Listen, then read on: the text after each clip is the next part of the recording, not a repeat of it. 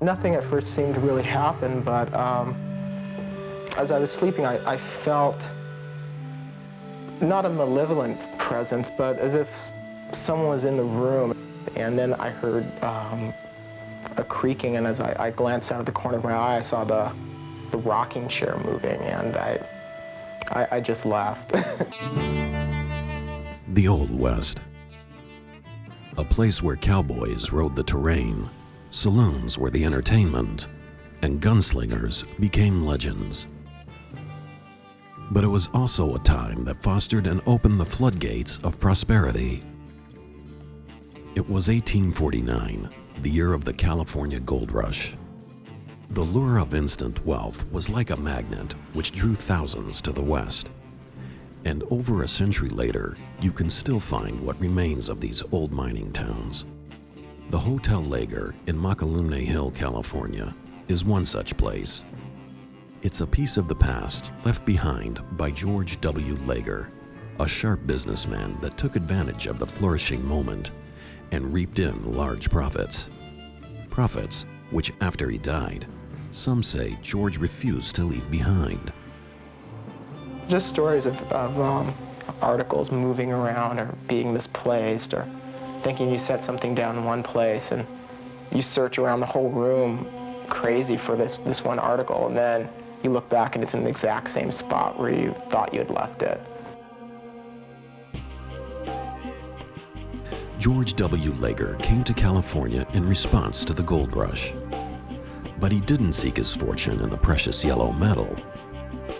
I guess he was probably a real shrewd business person.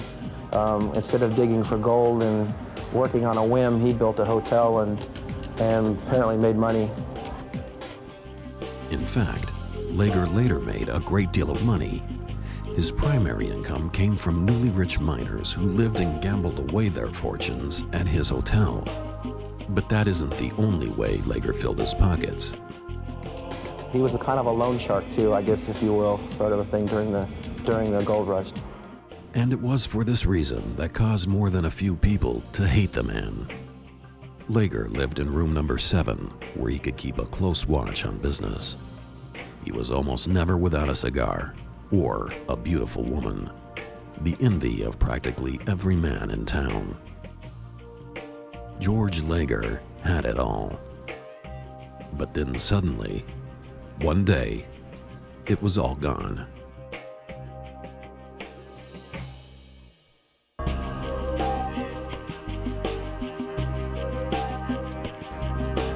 George was a cigar smoker.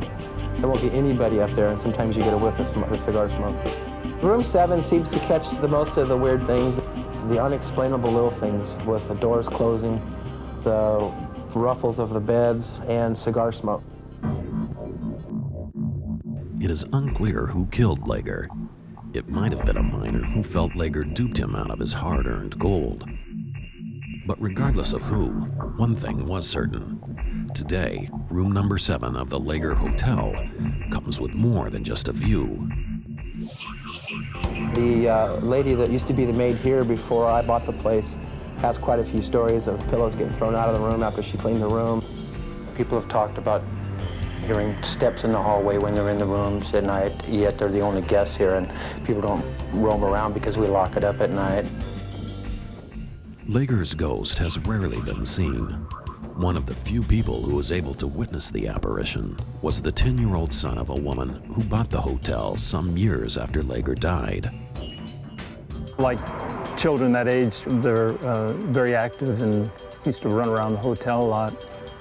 During the week, the hotel wasn't occupied.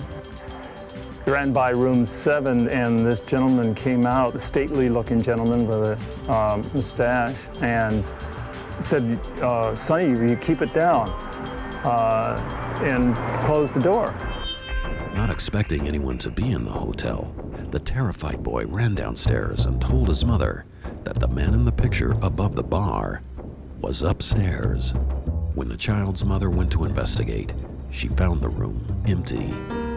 But eerily, she smelled the unmistakable odor of cigar smoke. I knew a little bit about the hotel, but not as much as I found out after I purchased it.